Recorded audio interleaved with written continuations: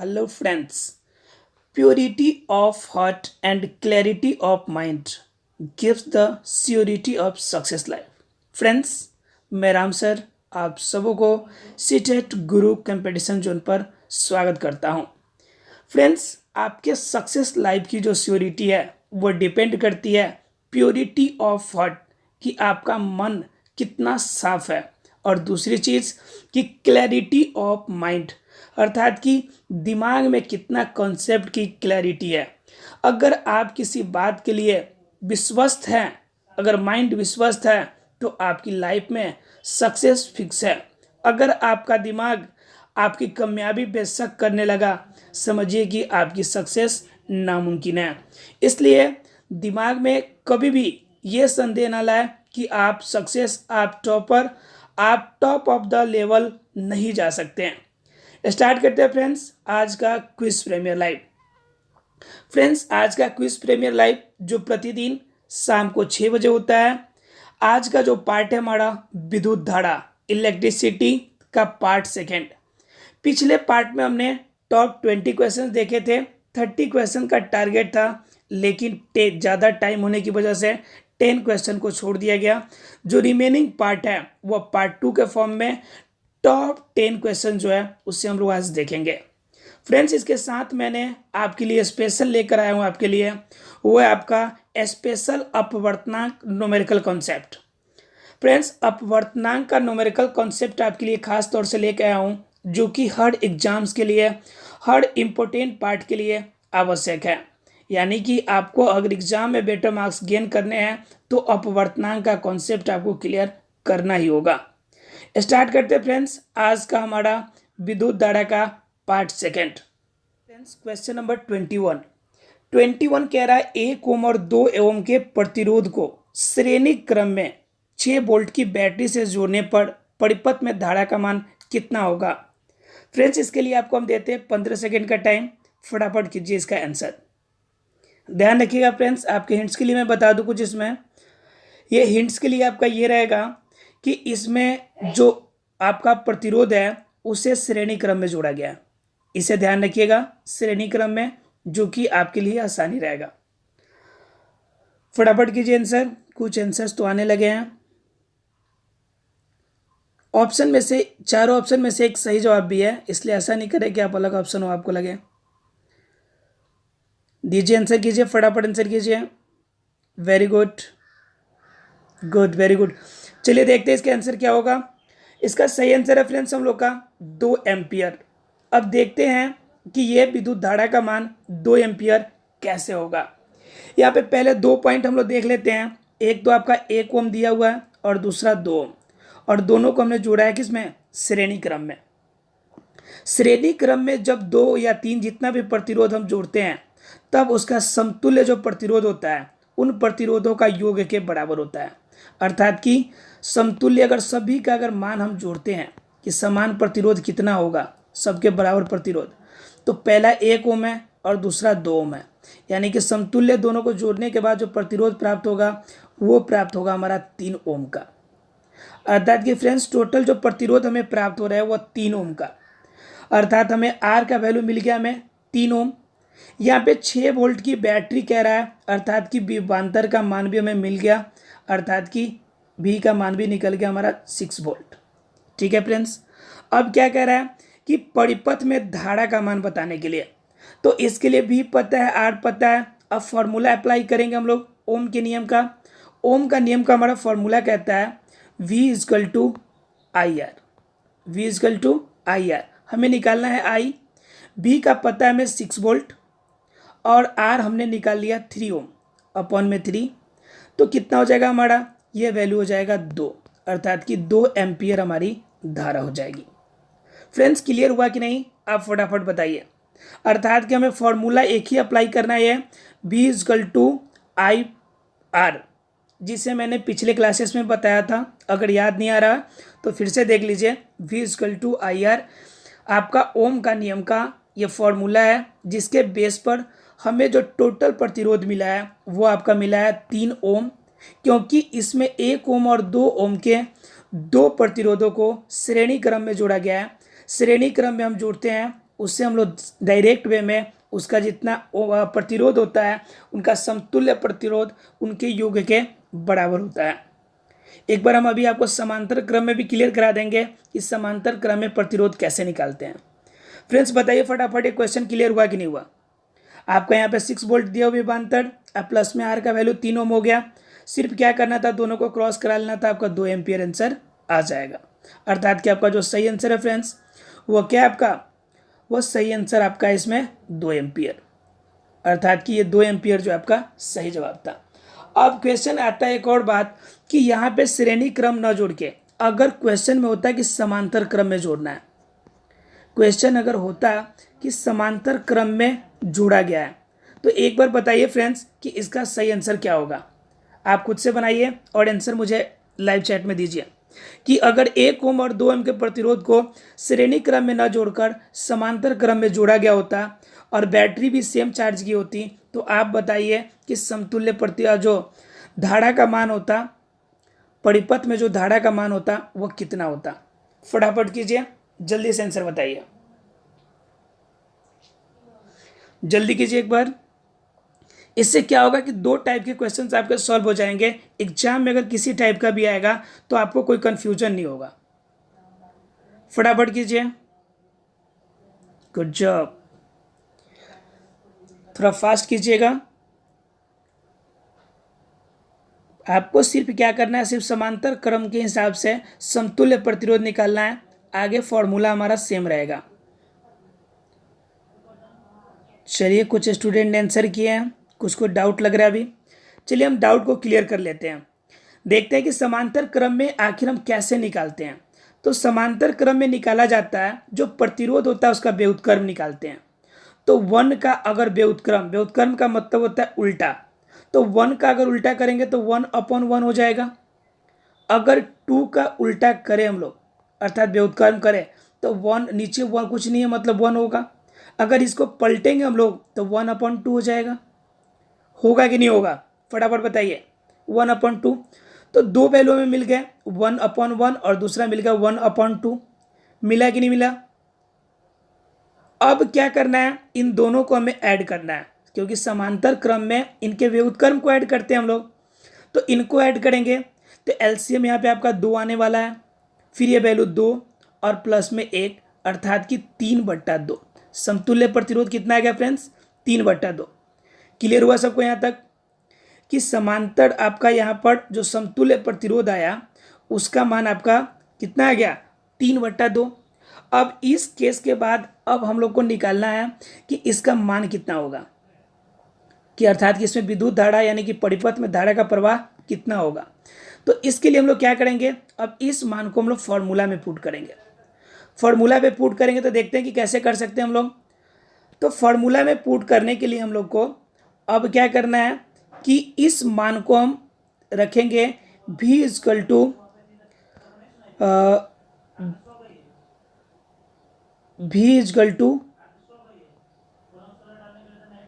IR। ठीक है फ्रेंड्स, अब यहाँ पे v का मान 6 वोल्ट पता है आपको, 6 वोल्ट, और आपका R का मान कितना निकल चुका है यहाँ पर, R का मान यहाँ पर निकला है आपका 3/2। अब क्या करना है, यहाँ पे equal to I into R का मान आपका 3/2। यहाँ तक क्लियर है फ्रेंड्स सबको। अब ये अगर क्लियर है आपको तो नीचे का वैल्यू, साइड का वैल्यू मिटा देते हैं इसे। देखिए ध्यान से फ्रेंड्स कि अगर हम यहाँ पे लिखते हैं, अब इसको सॉल्व करते हैं तो क्या होगा, यहाँ पे वैल्यू आपका जो आने वाला है आपका वो है आपका 6, यहाँ पे जो था 6, ये रहा आपका 6, ठीक है। और ये नीचे इंटू में 3/2 है, तो ये साइड आएगा तो 2 से मल्टीप्लाई करेगा, अपॉन में 3 आ जाएगा। I इजकल टू हमारा आ गया 6 इंटू 2 अपॉन में 3, यहाँ से 3 से 6 कटेगा 2 टाइम में। आंसर कितना आएगा, 4 एम्पियर। कितना आंसर आएगा फ्रेंड्स, 4 एम्पियर। बताओ क्लियर हुआ कि नहीं हुआ, बताओ क्लियर हुआ कि नहीं सबका, जल्दी बताइए। अगर क्लियर हो गया तो लिखेंगे लाइव चैट में क्लियर हो गया, हो गया क्लियर। डाउट है तो एक बार ध्यान दीजिएगा कि हम समांतर क्रम में जब भी अगर समतुल्य प्रतिरोध निकालें तो उसका व्युत्क्रम निकालेंगे। जैसे 2 का निकालना हो तो 1/2, 3 का निकालना हो तो 1/3, 4 का निकालना हो तो 1/4, ऐसे करके हम सारे वैल्यू को एक साथ जोड़ेंगे। तो जोड़ने के बाद हमारे यहाँ पे समतुल्य वैल्यू कितना आया था, 3/2। अब हमने क्या किया, और यहाँ पे हमें दिया हुआ था, पहले से आपको दिया हुआ विभवांतर का मान 6 वोल्ट। अब इस कंडीशन में जब आपका 6 वोल्ट पहले से दिया हुआ था, ये 6 वोल्ट ध्यान से दीजिएगा, ये 6 वोल्ट दिया हुआ था, हमने क्या किया, इसको फॉर्मूला पे पुट किया। क्या फॉर्मूला था हमारा, V=IR।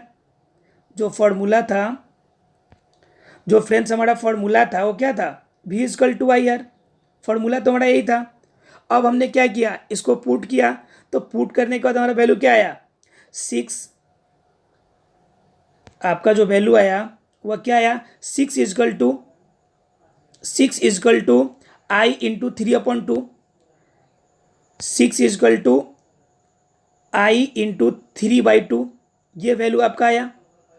अब यहाँ पर हमने क्या किया, इसको जब क्रॉस कराया तो यहाँ 2 का वैल्यू इस साइड में जाके मल्टीप्लाई कर जाएगा इससे, अर्थात क्या हो जाएगा, हमारा जो मेन वैल्यू आएगा वह सॉल्व करने के लिए वो ये वैल्यू आया हमारा 6 × 2 हमने क्या किया, 3 को यहाँ पर 3 को क्या किया, 3 को यहाँ से 2 से क्रॉस करा दिया, 6 वाले से क्रॉस करा दिया। यहाँ पे कटने के बाद हमारा 2 वैल्यू आया, 2 में हमने क्या किया, 4 से मल्टीप्लाई किया, तो क्या आएगा हमारा आंसर, 4 जो हो गया, 4 एम्पियर हमारा आंसर आ गया। बताओ फ्रेंड्स, क्लियर हुआ कि नहीं, क्लियर हो गया सबका। देखते फ्रेंड्स फिर अगला क्वेश्चन, क्वेश्चन नंबर 22 कहता है ओम का नियम का गणितीय रूप बताइए। इस क्वेश्चन में 10 सेकंड से ज़्यादा टाइम बिल्कुल भी नहीं लगना चाहिए। बताइए फ्रेंड्स फटाफट कि ओम के नियम का गणितीय रूप क्या होगा। फ्रेंड्स फटाफट कीजिए।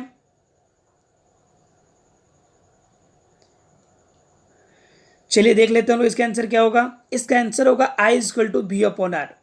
अब हम क्या करते हैं कि इसका जो वास्तविक फॉर्मूला है हम उसे अप्लाई करके देखते हैं कि कैसे कर सकते हैं। वास्तविक जो फॉर्मूला हम लोग को पता है V=IR।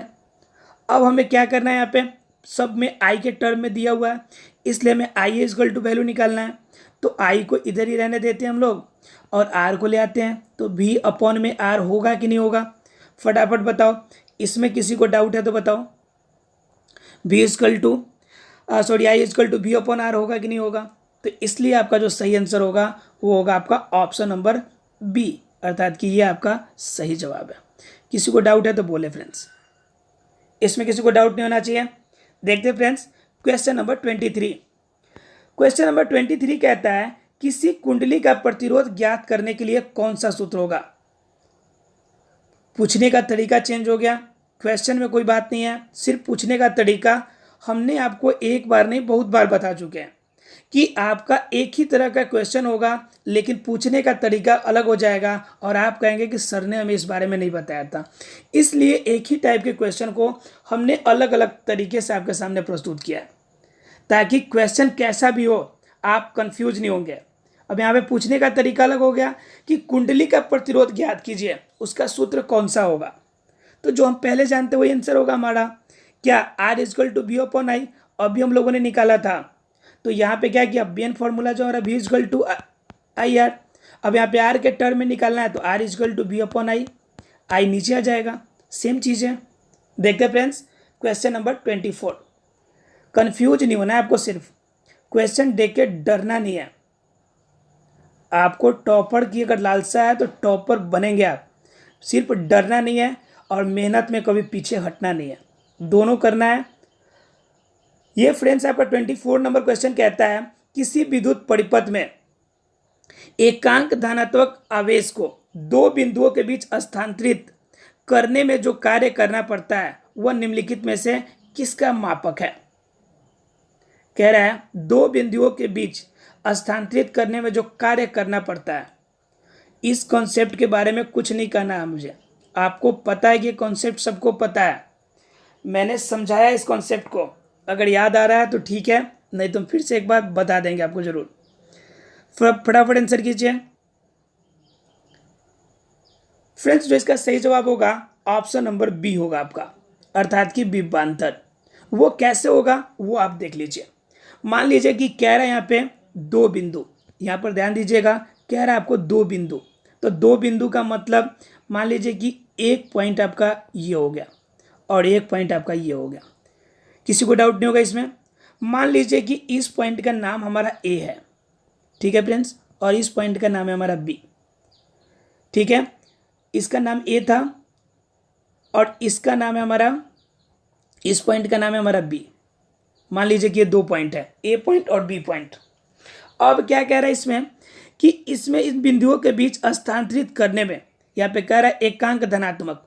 धनात्मक के लिए मान लेते हैं हम कि एक हमारा प्रोटॉन है, सपोज दैट एक प्रोटॉन है, यानी कि धनात्मक, ये वैल्यू हमारा है, ठीक है। इससे हमें स्थानांतरित करके लेके जाना है, अर्थात कि इससे हमें क्या करना है, लेके इस पॉइंट तक, यानी ए पॉइंट से इस बी पॉइंट तक लेके जाना है, ठीक है। जाने में क्या कह रहा है, जाने में कार्य करना पड़ता है। सपोज दैट लाने के लिए हमें, मान लीजिए कि हमें यहाँ पर 5 जूल आपको काम करना पड़ा, वर्क आपको यहाँ पे 5 जूल करना पड़ा, ठीक है फ्रेंड्स। यहाँ पे मान लीजिए कि ये 5 जूल आपको काम करना पड़ा। तो यह काम करने पर वह निम्नलिखित में से किसका मापक होगा। काम करने के बाद जो हमें फल मिलेगा, जो पॉइंट हमें मिलेगा, जो आवेश हमें मिलेगा, वह किसका मापक है। तो वो हमारा बतलाता है क्या, वो बतलाता है हमारा विभवांतर। क्या बतलाता है फ्रेंड्स, विभवांतर। अर्थात कि एक पॉइंट को, यानी कि एक आवेश को एक पॉइंट से दूसरे पॉइंट तक ले जाने में जितना आप कार्य करते हैं उसी को हम क्या कहते हैं, उसका विभवांतर कहते हैं। इस पॉइंट को मैं क्लासेस में भी क्लियर कराया था, अगर डाउट है तो यहाँ भी क्लियर हमने करा दिया। अभी भी अगर किसी को डाउट लगता है तो फटाफट बताया फ्रेंड्स, कि इसमें भी अगर किसी को डाउट लग रहा है तो बताया हमें। किसी को डाउट नहीं होना चाहिए इसमें, क्लियर है सबको पॉइंट। अर्थात कि एक धनात्मक आवेश को, इकाई धनात्मक आवेश को ले जाने में जितना वर्क करना पड़ेगा उतना ही हमें क्या करना पड़ेगा, वही हमारा विभवांतर का मान होगा, वही हमारा वोल्ट में विभवांतर यानी पोटेंशियल होगा, पोटेंशियल डिफरेंस होगा। यानी कि यहाँ पे एक प्रोटॉन को लाने में 5 जूल वर्क हुआ है, तो यहाँ पे आपका जो वैल्यू होगा वो होगा आपका 5 कूलम का। आपने यहाँ पे एक प्रोटॉन को लाने 5 जूल यूज किया है, तो आपका वैल्यू कितना होगा मान, ये आवेश का मान 5 कूलम होगा। अगर 4 जूल यूज किए होते हैं तो 4 कूलम, 3 किए होते तो 3 कूलम। क्लियर है सबको, वेरी गुड। देखते friends next question. Question number 25 कहता है 1 एम्पियर बराबर होता है। 1 एम्पियर किसके बराबर होता है, जल्दी कीजिए फ्रेंड्स, फटाफट बताइए 1 एम्पियर किसके बराबर होता है।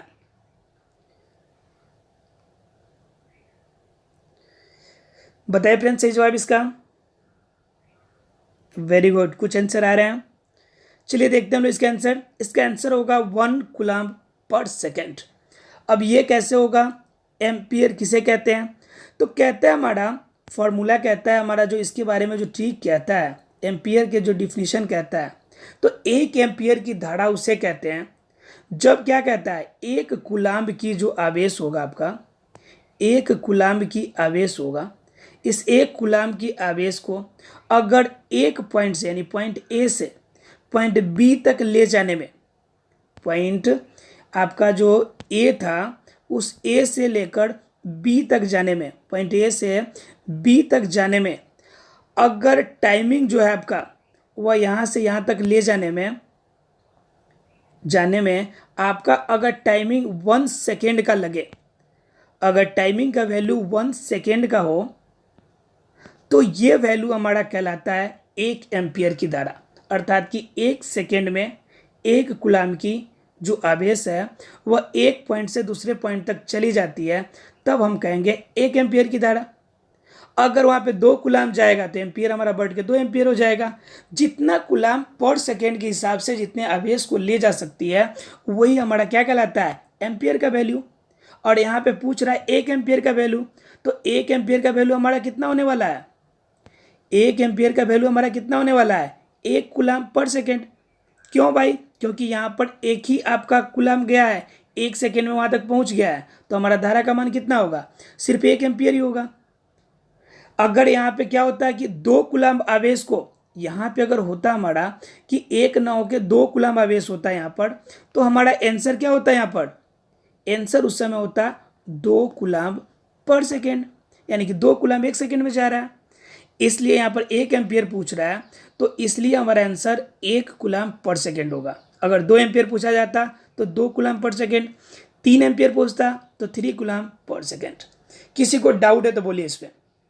यानी ये 2 पॉइंट है और इन दोनों पॉइंट के बीच में हमें क्या करना है, यानी कि धारा का प्रवाह हो रहा है। किसी को डाउट है तो बोलिए फटाफट। किसी को डाउट नहीं इसमें? Thank you friends. देखते हैं फ्रेंड्स अगला क्वेश्चन। क्वेश्चन नंबर 26 कहता है इसमें, किसी चालक में प्रवाहित धारा के लिए ओम का नियम लागू होता है। फटाफट बताइए। किसी चालक में प्रवाहित धारा के लिए ओम का नियम लागू होता है, इसके लिए क्या शर्त होती है उसे आपको याद करना है एक बार।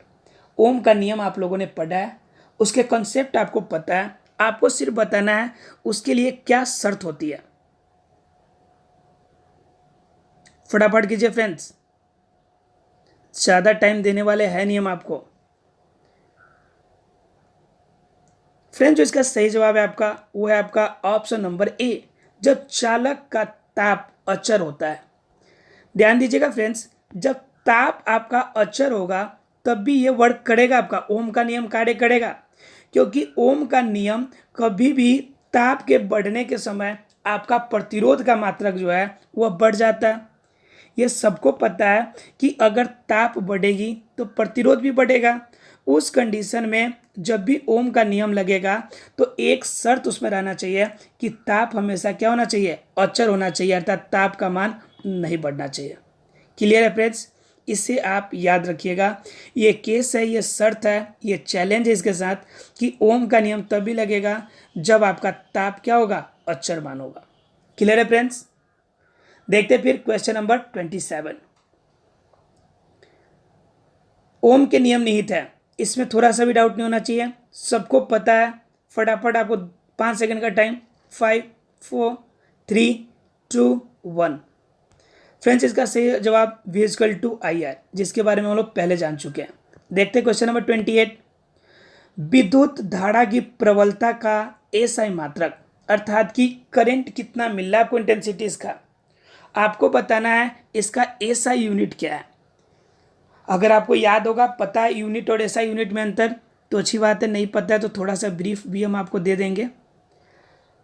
फटाफट बताइए कि इसका एसआई यूनिट क्या है।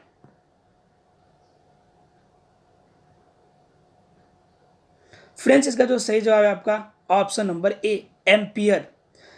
पहले आप थोड़ा सा जान लीजिए कि मात्रक और एसआई मात्रक में क्या अंतर है।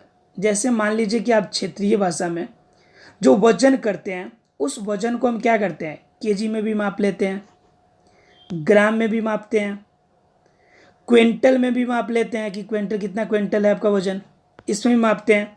लेकिन अगर सिर्फ एसआई मात्रक की अगर बात की जाए, जिस आपका वैल्यू से पूरी दुनिया आपकी जानती है, उस वैल्यू को हम लोग क्या कहते हैं, एसआई यूनिट। और एसआई यूनिट इसमें किसका है, मात्रक का, ग्राम है। ठीक है फ्रेंड्स, अब क्या है यहाँ पर कि ये तो आपका दे दिया एसआई यूनिट इसका वजन का, उसी तरह से पूछ रहा है कि विद्युत धारा का एसआई यूनिट। आप नॉर्मल वे से किसी का भी यूज कीजिए, लेकिन जब बात आती है एसआई यूनिट की, तो आपका सिस्टम ऑफ इंटरनेशनल कहता है कि एक ऐसी कॉमन पद्धति जिसके मात्रा पूरी दुनिया एक समान रूप में मापे, उससे हम लोग कहते हैं एसआई यूनिट।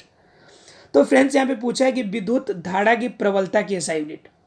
तो विद्युत धारा की प्रबलता की एसआई यूनिट आपकी क्या है, आपका वो है आपका एम्पियर, अर्थात कि एम्पियर प्रबलता की एसआई यूनिट है। वो कैसे है वो भी जान लीजिए आप।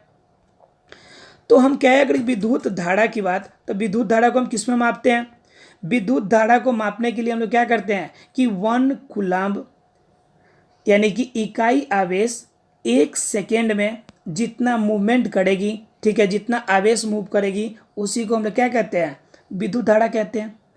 अब क्वेश्चन आता है कि आपका 1 कूलम्ब अर्थात कि आवेश के लिए हमारा यूनिट क्या हो गया, SI unit.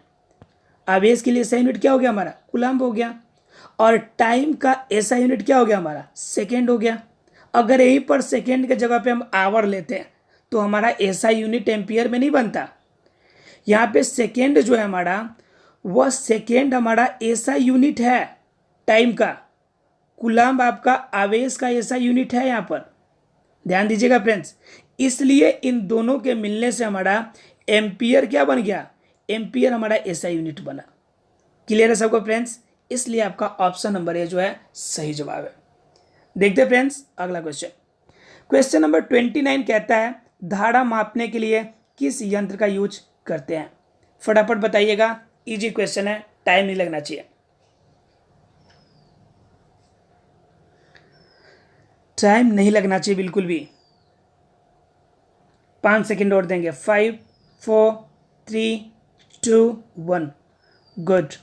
Option number A ammeter. Ammeter से हम क्या करते हैं कि विद्युत धारा को हम लोग मापते हैं, अर्थात कि एमीटर के द्वारा विद्युत धारा मापा जाता है। क्वेश्चन अगर वोल्ट मीटर का आ जाए कि वोल्ट मीटर से आप क्या मापते हैं, तो आपका आंसर क्या होगा उस समय आपका आंसर होगा, वो होगा आपका विभवांतर। विभवांतर मापने के लिए हम लोग वोल्ट मीटर का यूज करते हैं। अगर बात आता है कि कूलम्ब के बारे में बात आता, तो कूलम्ब क्या है? कूलम्ब अभी हम लोगों ने देखा था कि आवेश का एसआई यूनिट है, आवेश का एसआई यूनिट है। क्लियर है सबको फ्रेंड्स? आवेश का एसआई यूनिट। और एम्पियर के बारे में तो कुछ कहना नहीं, इससे पहले पिछले क्वेश्चन में हमने देखा था एम्पियर किसका एसआई यूनिट है। फटाफट कमेंट बॉक्स में डालिए, लाइव चैट में फटाफट सब कोई डालेगा कि एम्पियर किसका यूनिट है। गुड जॉब, वेरी गुड, वाह, सबका क्लियर है। अर्थात कि एम्पियर जो हमारा किसका है, धारा को मापने का एसआई यूनिट है। कोई डाउट नहीं इसमें। चलिए देखते हैं फ्रेंड्स अगला क्वेश्चन, और इस क्विज कॉन्टेस्ट का आखिरी क्वेश्चन। इलेक्ट्रॉन पर कितना आवेश होता है? सबसे इजी क्वेश्चन और सबसे ज़्यादा कॉमन क्वेश्चन जो पूछा जाता है।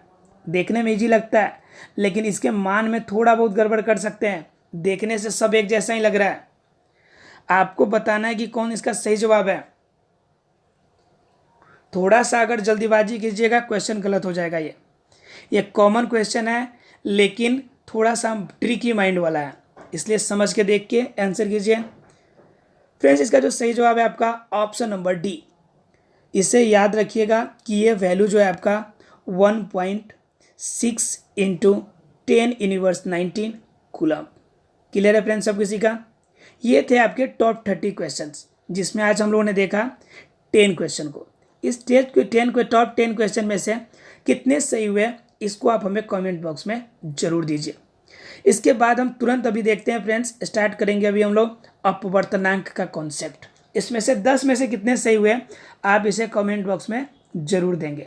अभी तुरंत हम लोग स्टार्ट करते हैं अपवर्तनांक का कॉन्सेप्ट, कि अपवर्तनांक से रिलेटेड न्यूमेरिकल क्वेश्चन कैसे सॉल्व करेंगे, अपवर्तनांक होता कैसे है, निरपेक्ष अपवर्तनांक क्या होता है, सापेक्ष अपवर्तनांक क्या होता है, इन सभी चीज़ों का कंप्लीट कॉन्सेप्ट हम आपको देंगे सिर्फ आपको 10 से 15 मिनट में। स्टार्ट करते हैं फ्रेंड्स अपवर्तनांक का कॉन्सेप्ट। ध्यान रखिएगा फ्रेंड्स, इसमें कितने सही हुए इसे कमेंट बॉक्स में नाम के साथ जरूर दीजिए मुझे। देखते हैं फ्रेंड्स कि हम लोग अपवर्तनांक का कॉन्सेप्ट। फ्रेंड्स हम लोग देखते हैं अपवर्तनांक के टॉपिक्स के बारे में। अपवर्तनांक आखिर होता क्या है? तो अपवर्तनांक की बात करें तो अपवर्तनांक हमें यह बतलाता है कि उस माध्यम में विद्युत चुंबकीय जो तरंग है हमारी, जैसे प्रकाश हो गया, इसकी चाल अन्य माध्यम की अपेक्षा कितने गुना कम या फिर कितने गुना आपका अधिक है, ये हमें बताता है प्रकाश का जो अपवर्तनांक है। यानी कि उस माध्यम में विद्युत चुंबकीय तरंग, अर्थात जैसे प्रकाश है हमारा, यानी प्रकाश का चाल उस माध्यम में कितना है, यानी कि दूसरे की अपेक्षा, यानी प्रकाश की चाल किसी माध्यम में निर्वात की अपेक्षा कितना अधिक है या कितना कम है, यही हमें बतलाता है अपवर्तनांक। अपवर्तनांक को जानने के लिए हमें थोड़ा सा जानना पड़ेगा अपवर्तन को, कि अपवर्तन क्या होता है। ठीक है फ्रेंड्स, तो अपवर्तन के लिए मैंने आपको बताया था कि अपवर्तन होता क्या है। अपवर्तन का मतलब होता है जब भी कोई प्रकाश की किरण एक माध्यम से दूसरे माध्यम में प्रवेश करती है, तो वो या तो अपने अभिलंब की ओर या अभिलंब से दूर जाती है, और इसी क्रिया को हम लोग कहते हैं अपवर्तन। और जितना वो मुड़ती है, जितना उनके साइन आई और साइन आर का वैल्यू होता है, उनके जो आपका वैल्यू होता है वो कांस्टेंट होता है। मैंने स्नेल्स के नियम के बारे में बताया था, सबको फिर से मैं एक बार बताऊंगा। तो अपवर्तनांक, पहले एक वर्ड समझिए कि अपवर्तनांक, अपवर्तनांक का मतलब होता है कि एक माध्यम में जो है प्रकाश की किरण, वह प्रकाश की किरण निर्वात की अपेक्षा कितना गुना अधिक या कितना गुना कम है। यानी कि प्रकाश की जो चाल है, ठीक है, वह प्रकाश की चाल किसी अन्य माध्यम की अपेक्षा कितना गुना कम है या कितना गुना अधिक है, उससे हम लोग क्या कहते हैं, अपवर्तनांक कहते हैं। उससे हम लोग कहते हैं अपवर्तनांक। जैसे अगर हम लोग बात करें तो ये देखिए, आपका सोडा लाइम का अपवर्तनांक आपके क्या होता है, 1/5 गुना। 1/5 गुना का मतलब क्या हुआ कि यहाँ पर देखिए कांच का, सोडा लाइम कांच जो है, इसका अपवर्तनांक यहाँ पे बता रहा है आपका, ये सोडा लाइम कांच जो है इसका अपवर्तनांक बताया जा रहा है आपका 1.5। इसका मतलब क्या हुआ कि यहाँ पर निर्वात में जो प्रकाश की चाल थी उसका 1.5 गुना अधिक मुड़ेगी जब हम प्रकाश को निर्वात से कांच में भेजेंगे। जैसे मान लीजिए हम नीचे एग्जाम्पल के थ्रू से देख लेते हैं। यहाँ पे ध्यान से अगर देखिए आप, तो ध्यान से देखिए, यहाँ पे दो माध्यम दिख रहा है आपको, ठीक है, ध्यान से देखिएगा। तो यहाँ पे आपको दो माध्यम दिख रहा है, ठीक है। एक मान लीजिए कि ये आपका हो गया, ये जो आपका मान है, ये जो वैल्यू आपका दिख रहा है, ये ब्लू कलर वाला मान लीजिए कि आपका यह क्या हो गया, यह आपका कोई भी अन्य माध्यम है। जैसे मान लीजिए आप इसे ले लीजिए एयर, सॉरी क्या कहते हैं इसे, वाटर ले लीजिए। इसे हम लिख लेते हैं वाटर है, मान लेते हैं कि ये वाटर है, ये वाटर है, ठीक है। उसके बाद ये दूसरा जो वैल्यू है हमारा, जो इस साइड ये वाला वैल्यू दिख रहा है, इससे हम लोग मान लेते हैं कि ये हमारा एयर है, ये हमारा क्या है, एयर है। अब देखिए प्रकाश की किरण जब यहाँ से मूव करी है, ये मूव कर रही है यानी कि जा रही है। अब यहाँ पर जाने के बाद ध्यान दीजिएगा, इस पॉइंट पर जाने के बाद क्या हो गई है, ये जाना चाहिए था वास्तव में, जो इसका चाल है वास्तव में इसको जो जाना चाहिए था वो कहाँ जाना चाहिए था, वो जाना चाहिए बिल्कुल यहाँ से, बिल्कुल ऐसे सीधा, वो जाना चाहिए था बिल्कुल यहाँ से ऐसे स्ट्रेट जाना चाहिए था, बिल्कुल ऐसे जाता प्रकाश की किरण। लेकिन बताइए क्या ऐसे गया है, क्या नहीं गया है, वो यहाँ से क्या हो गया कि यहाँ पर ध्यान से देखिए कि यहाँ पे प्रकाश की चाल ऐसे मुड़ गई है, यहाँ से ऐसे चली गई है, ऐसे गई है, यहाँ से ऐसे मुड़ी है। अब देखना क्या है कि यहाँ पे मुड़ने की अगर बात कीजिएगा तो यहाँ पर देखिए, अगर हम लोग नॉर्मल लेते हैं, नॉर्मल का मतलब होता है अभिलंब, ठीक है। हम अगर इस पॉइंट पे, ये जो हमारा पॉइंट है, ये वाला जो हमारा पॉइंट है, ये पॉइंट, ठीक है, इसी को हम लोग बोलते हैं कि आपका अभिलंब वाला पॉइंट, जिस आपतन बिंदु जिस पे हमें अभिलंब लेना है। तो अभिलंब हमारा क्या हो गया, यहाँ से हम अभिलंब ऐसा ले लिए, ये देखिए बिल्कुल स्ट्रेट में अभिलंब हो गया हमारा ये, ठीक है, ये हो गया हमारा अभिलंब। अब क्या हो गया, अभिलंब में हम देखेंगे कि यहाँ पे इसके साथ, यहाँ पर ध्यान दीजिएगा कि यहाँ पे अगर एंगल जो बना रहा है, ये कितना का एंगल बना रहा है, यहाँ पे आपका θ1 का बना रहा है एंगल। और यहाँ पर देखिए कि सीधा अगर मुड़ के जाता तो यहाँ से लेकर यहाँ तक का एंगल होता वो हमारा θ1 ही होता। लेकिन क्या हो रहा है कि यहाँ से हल्का सा मुड़ जा रहा है, जिसके वजह से हमारा यहाँ पे एंगल का मान कितना हो जा रहा है, एंगल का मान यहाँ पे हमारा हो गया θ2। ध्यान दीजिएगा कि यहाँ पे हमारा जो मान है वो पहले में था आपका θ1 का मान, अब यहाँ पे जो आपका मुड़ जाने की वजह से कोण का मान कितना हो गया, θ2। आप अगर कोण की भाषा में समझें तो मान लीजिए कि यहाँ पे आपका 45 डिग्री, सपोज एट मान लीजिए कि 45 डिग्री यहाँ पर था, और यहाँ पर मुड़ने के बाद जब यहाँ पे मुड़ा तो ये सेम चीज़ें यहाँ पे आनी चाहिए थी, जितना एंगल के साथ यहाँ पे मुड़ा है, ठीक है, सेम चीज़ें इसी रूप में नहीं जा रहा है, यहाँ पे मुड़ गया है और मुड़ने के बाद यहाँ पे एंगल अलग फॉर्म में बना रहा है आपका, ठीक है। तो यहाँ पे आपका जितना मूवमेंट हो गया, जितना यह मुड़ गया यहाँ पर, वो आपका क्या बतलाता है कि रिफ्रैक्टिव इंडेक्स की इसका अपवर्तनांक कितना है, यानी कि मुड़ा कितना है आपका, इतने के एंगल से यहाँ से मुड़ा है। तो यह जितना मुड़ जाए, जितना अपने पथ से विचलित हो जाए, उसी को हम लोग बोलते हैं अपवर्तनांक। क्या कहते हैं, अपवर्तनांक।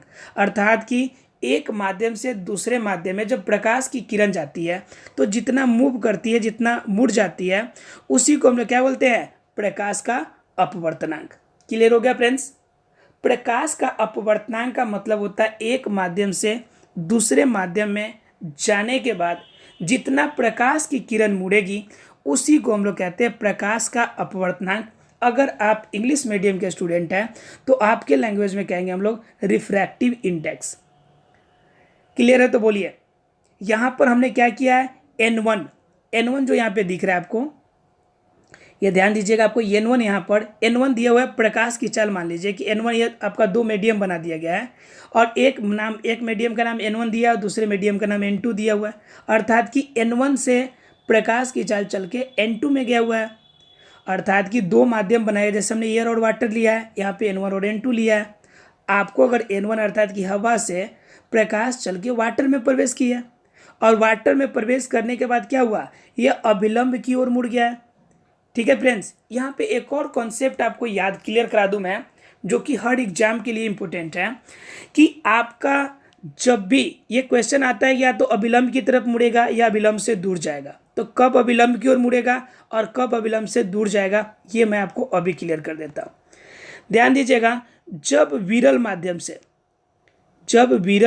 से प्रकाश की किरण सघन माध्यम की तरफ जाएगी, विरल माध्यम से सघन माध्यम की तरफ जाएगी, तो प्रकाश की किरण जब भी विरल से सघन में जाएगी तब क्या करेगी? यह अभिलंब के ओर मुड़ेगी। ठीक है, यानी अभिलंब के पास मुड़ेगी। क्यों पास मुड़ेगी वो भी जान लीजिए। जिस रफ्तार से यहाँ पे प्रकाश की किरण यहाँ पे मूव कर रही थी, ये प्रकाश की किरण जा रही थी, तो यहाँ पे कोई रुकावट नहीं था, लेकिन आगे जाने के बाद ज़्यादा सघनता की वजह से यह प्रकाश की किरण सीधे ऐसे नहीं निकल पाई, ऐसे निकलना चाहिए था तो नहीं निकल पाई। उस कंडीशन में क्या हो गया कि उस कंडीशन में थोड़ा सा आगे से दबाव पड़ा और दबाव पड़ने की वजह से यह नीचे की तरफ मुड़ गई और नीचे की तरफ मुड़ के ऐसे निकली है। और नीचे की तरफ मुड़ने का मतलब हो गया कि ये था हमारा अभिलंब, ये पॉइंट है हमारा अभिलंब, तो इसका मतलब क्या हो गया कि अभिलंब की तरफ मुड़ गई है। यानी जब भी विरल माध्यम से सघन माध्यम की तरफ अगर जाएगी, विरल माध्यम से सघन माध्यम की तरफ अगर प्रकाश की किरण जाए तो उसे हम लोग क्या कहते हैं जी? उसे हम लोग कहते हैं कि उस समय जो मुड़ेगा, जो मूवमेंट होगा वह होगा अभिलंब की ओर। ठीक इसके उल्टा अगर सघन माध्यम से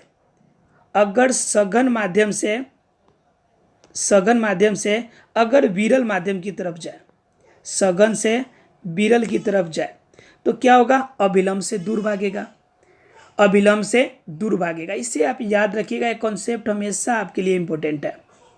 ठीक है, विरल से सघन में जाए तो अभिलंब की ओर और सघन से विरल में जाए तो अभिलंब से दूर भागेगा।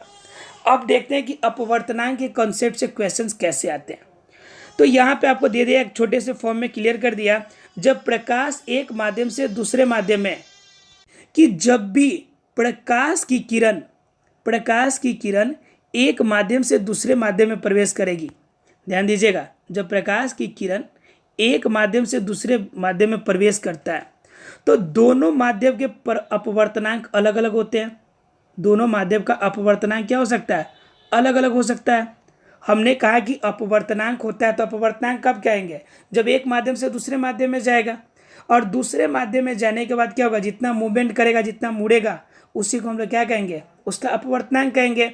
अगर मान लीजिए कि हमने यहाँ पे भी बताया आपको कि प्रकाश अगर क्या कांच का अपवर्तनांक 1.5 है, तो 1.5 का मतलब हुआ कि वह हवा में, अर्थात कि यह निर्वात में जितना मूवमेंट होगा उसका 1.5 गुना अधिक वह कांच से जब क्रॉस करेगा तब वो मुड़ेगी।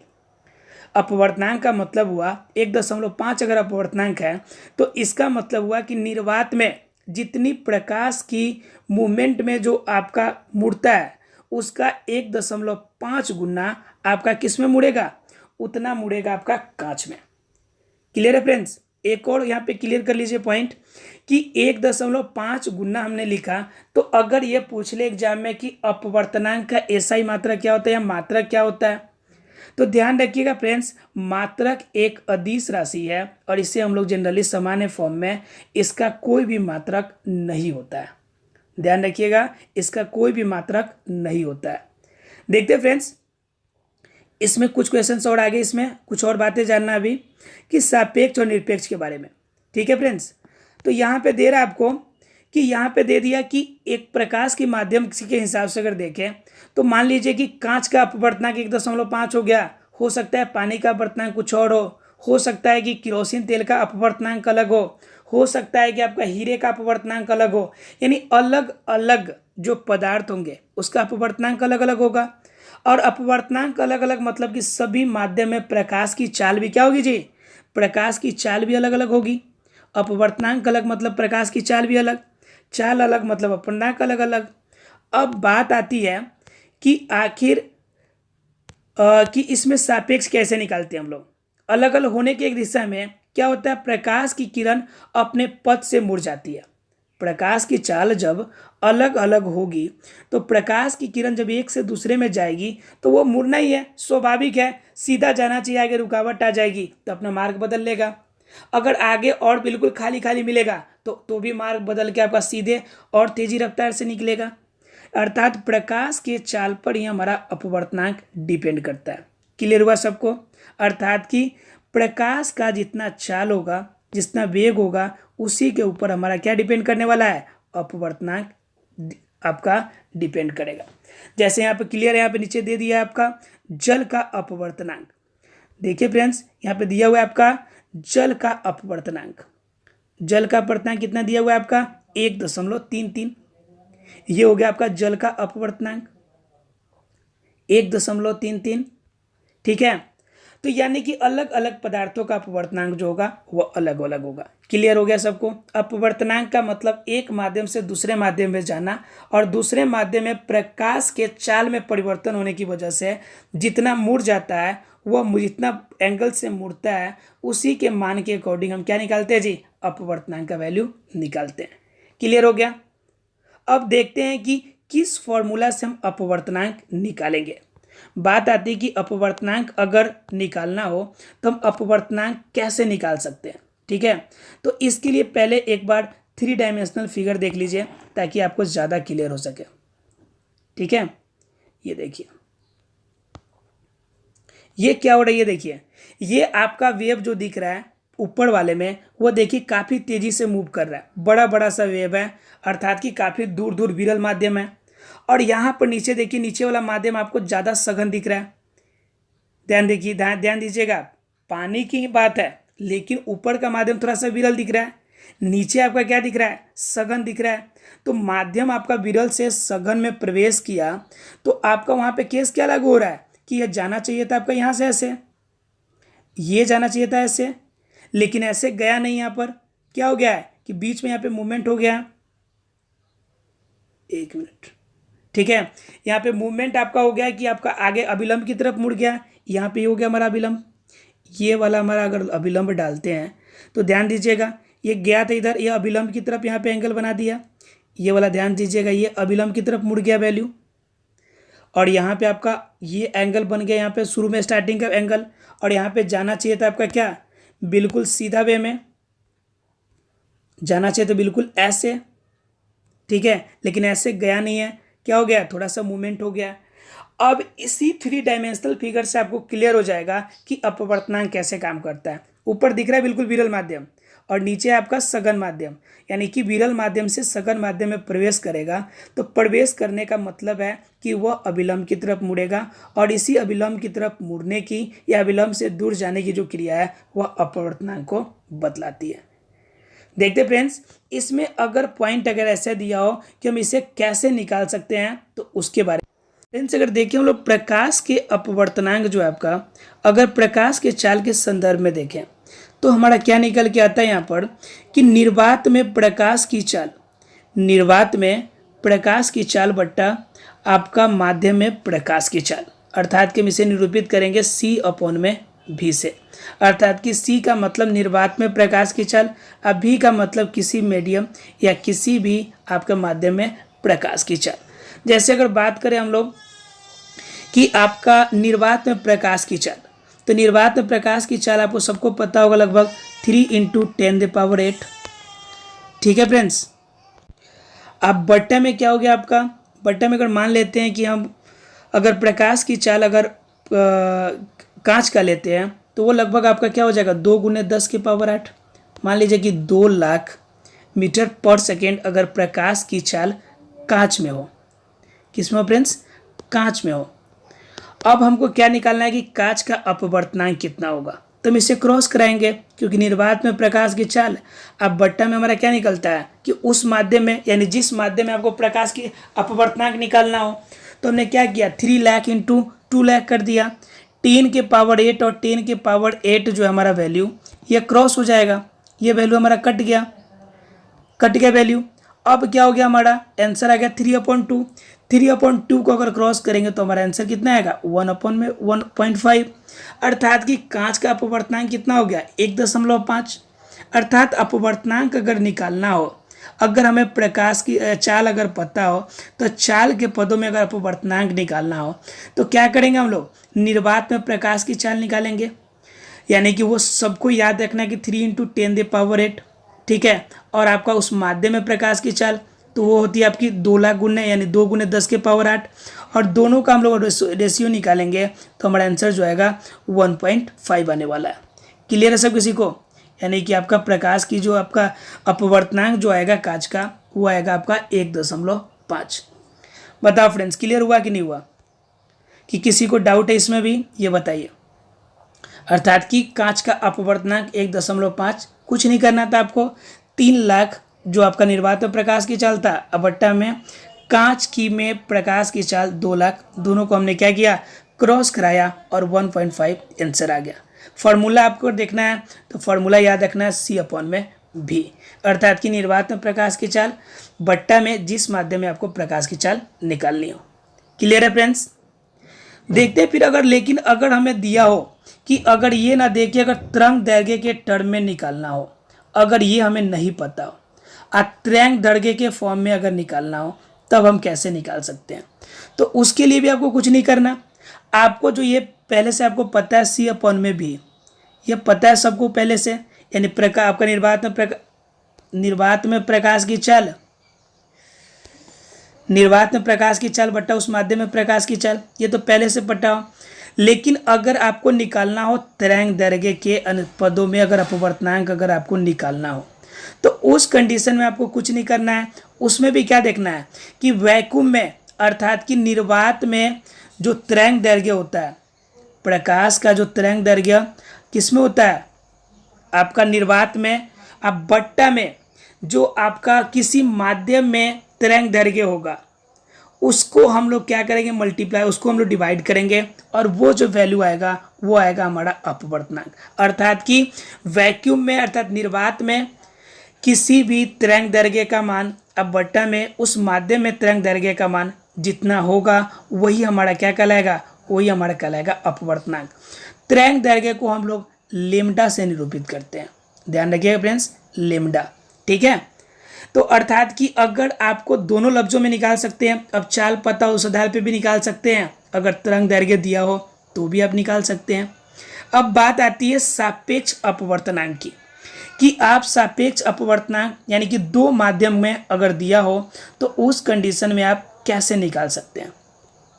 तो इसके लिए थोड़ा सा हम एग्जाम्पल के थ्रू से हम समझाते हैं आपको, देखते हैं एग्जाम्पल के थ्रू से। तो एग्जाम्पल के थ्रू से अगर हम लोग देखने की कोशिश करें तो हमारा जो सापेक्ष अपवर्तनांक होता है तो किसी पहले माध्यम में यानी कि फर्स्ट जो मीडियम है, पहला जो माध्यम है उसका अपवर्तनांक का वैल्यू जो होगा, अपवर्तनांक का वैल्यू, अब बट्टा में जो दूसरा माध्यम है यानी कि सेकेंड मीडियम है उसमें अपवर्तनांक के वैल्यू, और इस दोनों के अनुपात को यानी कि जब हम क्रॉस करेंगे तो हमारा निकलेगा सापेक्ष अपवर्तनांक, ठीक है। यानी कि उसके सापेक्ष कितना अपवर्तनांक अधिक है। जैसे मान लीजिए कि अगर कहे कि कांच के सापेक्ष, ध्यान दीजिएगा फ्रेंड्स क्वेश्चन पे, कांच के सापेक्ष जल का अर्थात कि पानी का अपवर्तनांक कितना होगा, कांच के सापेक्ष जल का अपवर्तनांक। तो इसमें क्या पूछ रहा है, कांच के सापेक्ष जल का पूछ रहा है आपको, तो इसमें ऊपर डालना है पहले कांच का अपवर्तनांक, ठीक है, और नीचे डालना है आपको जल का अपवर्तनांक, ठीक है। कैसे डालना है वो देख लीजिए आप। आपको इसके लिए कैसे कर सकते हैं, इसमें जगह कमी से हम लोग इरेज करते हैं। ये क्वेश्चन समझ में आ गया सबको, कांच के सापेक्ष जल का अपवर्तनांक। अब देखो इसे कैसे निकालेंगे, इसके लिए मुझे इसे इरेज करना पड़ेगा। देखिए इसमें जैसे निकालना, पहले कह रहा है कांच का अपवर्तनांक, तो कांच का अपवर्तनांक मान लीजिए हम ऊपर, और नीचे हमारा क्या लिखना है, जल का अपवर्तनांक। अगर हमें अपवर्तनांक पहले पता हो तब तो आसानी से लिख सकते हैं, 1.5 कांच का अपवर्तनांक होता है और 1.33 किसका होता है, जल का अपवर्तनांक। जो वैल्यू आएगा वो आंसर आ जाएगा हमारा, यही हमारा आंसर हो जाएगा। लेकिन अगर नहीं पता हो तो उस कंडीशन में क्या कीजिएगा, अगर चाल सिर्फ पता हो तब आप क्या कर सकते हैं, ऊपर लिखिएगा पहले निर्वात में प्रकाश की चाल, यानी 3×10⁸। अब बट्टा में कांच का, आपका कांच में प्रकाश की चाल कितनी होती है, 2 लाख, यानी 2×10⁸। तो इससे आपका कांच का अपवर्तनांक निकलेगा। अब बट्टा में लिखिएगा फिर जल का अपवर्तनांक निकालना है, तो इसके लिए क्या करना पड़ेगा, 3×10⁸, ठीक है। अब बट्टा में जो जल के अंदर प्रकाश की चाल है उसको लिखना पड़ेगा, और लिख कर जो वैल्यू आएगा, ठीक है, उसके बाद हम इस दोनों को क्रॉस कराएंगे, तब हमें निकलेगा सापेक्ष अपवर्तनांक। यानी सापेक्ष अपवर्तनांक का होता है जिसके सापेक्ष अपवर्तनांक पूछा जाए, पहले क्या करना है, उस वैल्यू का अपवर्तनांक। अर्थात कि मान लीजिए कांच के सापेक्ष जल का अपवर्तनांक पूछा, तो पहले हमने क्या किया, कांच का अपवर्तनांक। अब फिर जल का पूछा है तो इसलिए जल का अपवर्तनांक, अर्थात कांच के सापेक्ष जल का, इसलिए ऊपर कांच नीचे जल। अगर जल के सापेक्ष आपका कांच का पूछता तो आपका कांच वाला वैल्यू क्या करते हैं, ऊपर रखते हैं, और 1.5 वाला वैल्यू नीचे रखते हैं। क्लियर हुआ फ्रेंड्स।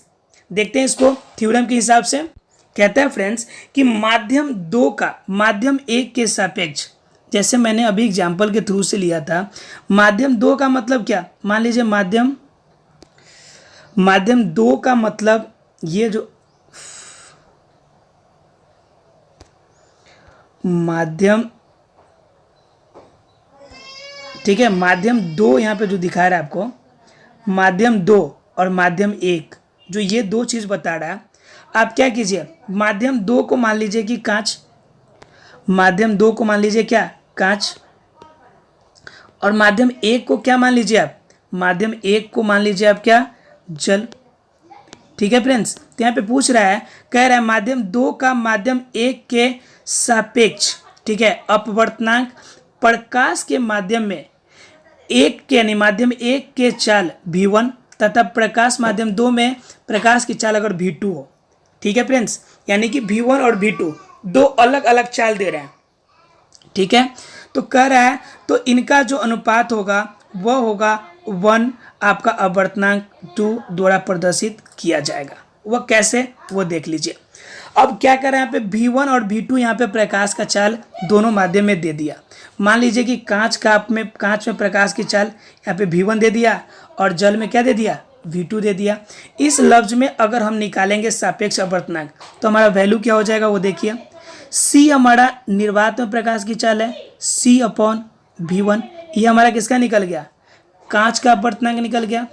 यह जो हमारा निकला वैल्यू, ये किसका निकला, ये निकलेगा हमारा कांच का, ये निकलेगा हमारा कांच का अपवर्तनांक। ठीक है, अब बट्टा में आपका किसका निकालना है, जल का अपवर्तनांक निकालना है आपको। तो जल के लिए क्या करेंगे, फिर उसी तरह से बट्टा में c/, और प्रकाश की चाल कितनी है जल में, v2, यानी c/में v2। क्लियर है फ्रेंड्स। अब क्या करेंगे, अब इसे जब हम पलटेंगे, ठीक है फ्रेंड्स, क्योंकि ये दोनों वैल्यू ऊपर नीचे है तो पलटेगा, यानी भाग में डिवाइड में है तो गुना में करेंगे हम लोग।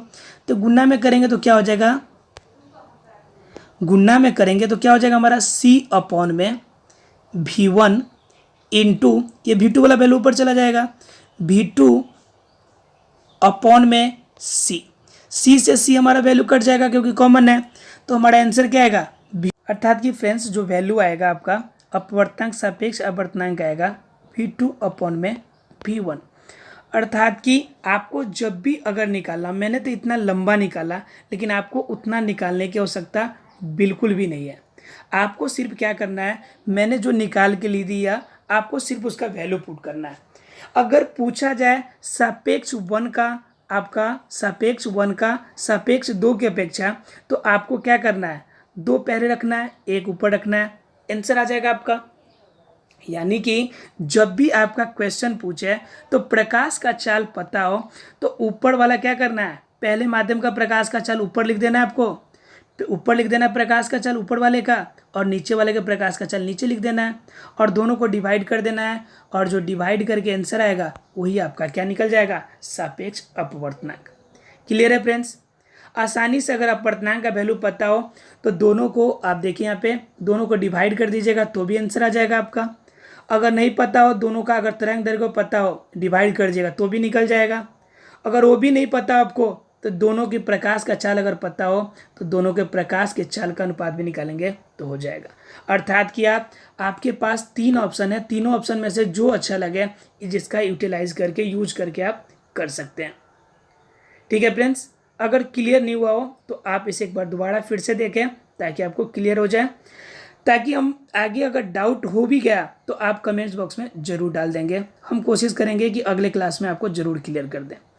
एक और इम्पोर्टेंट बात जो मैं आपको बताने वाला हूँ इसमें, कि अपवर्तनांक जो भौतिक राशि है वह किन कारकों पर निर्भर करती है उनके बारे में। ठीक है, तो इनके 4 कारक हैं, हम चारों कारक के बारे में आपको बता देते हैं।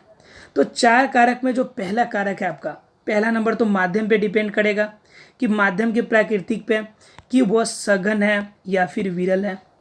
डिपेंड किस पे करेगा, माध्यम पे, कि सघन है या फिर विरल है। उसके बाद दूसरा क्या, दूसरा नंबर केस कहता है हमारा कि वो डिपेंड करेगा किस पे, तरंग दैर्घ्य पे। ठीक है, तीसरा करेगा ताप पर, अगर ताप अगर अधिक होगा तो प्रकाश की आपका क्या अपवर्तनांक भी अधिक होगा, अगर ताप कम होगा तो प्रकाश का अपवर्तनांक कम होगा। आपका चौथा नंबर जो है परिवेश के माध्यम की प्रवृत्ति पर, प्रवेश के माध्यम के प्राकृतिक पर, यानी किस माध्यम में वो हम भेज रहे हैं, अर्थात सघन से विरल में या विरल से सघन में दे रहे हैं, उसके हिसाब से हमारा अपवर्तनांक डिपेंड करेगा। यानी कि अपवर्तनांक आपका 4 बातों पर निर्भर करता है, पहला माध्यम के प्रकृति, दूसरा तरंग दैर्घ्य, तीसरा ताप, और चौथा माध्यम की प्राकृतिक पे।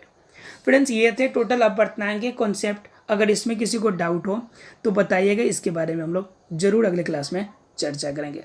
Thanks friends.